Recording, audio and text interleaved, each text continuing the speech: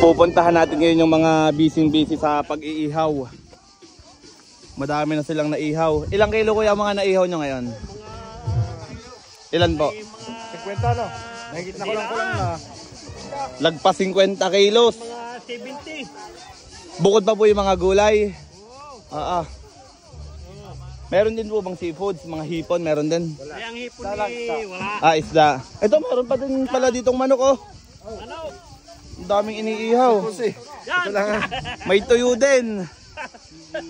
Grabe. Special yan. Parang mas masarap pa rin nasa stick eh. Ayang-ayang lang. Hindi pwedeng sunugin. Parang masarap din yung suka na yun ah. Oo, napakasarap. Ikaw ka nagtimpla. Aba, ewan ko. Akala ko ikaw eh, parang proud na proud. Tikman ko, masarap. Di Kuya Alan. Ayun pala, nagtimpla. Ayun, masala rin. Yan ang salary ng ating suka. Ito yung hotdog na pinutol-putol. Anong tawag doon? Ano tawag nga doon? Ano ba? Hindi pa oras ng kainan Chopdog. Joke lang, kainan na talaga. Chopdog tawag dyan. Chopdog daw, chopdog. Chopdog. Pagbigyan natin at minsan lang humirit.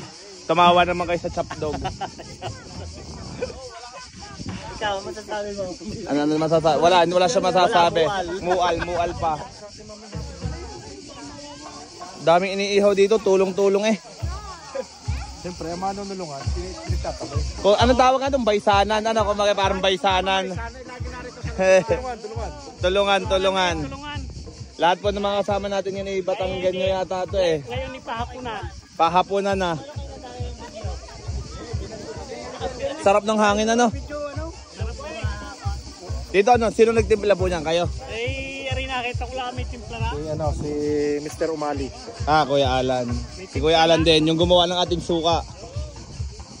Nasaan na yung binabayo nung isang araw? Hindi kayo napasyal sa amin eh. Yan sarap nito. Ito po ay tilapia. Hindi. Parang tilapia po Anong isda po yan? Brother Lon. Oy, anong isda ito? Sabi ko tilapia. Ano? Trevally. Trevally? Ano yun? Kung sa atin ay... Dalagang bukid. Hindi. Maya-mayang puti.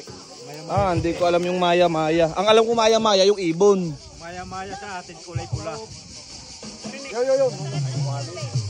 Yo. Ganda ng luto din eh Hindi masyadong sunog. Yan yung mga katamtaman, kasarapan po. Kung sa nilupak ay maligat.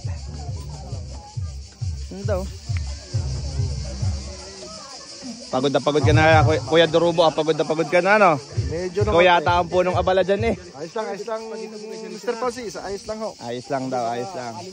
Kakunti na at tapos na. Dami yung inihaw. Gaya sabi ni Sir Bato, nasa 70 nga. 70. Dami. Kasama ng uling. Kasama ng uling.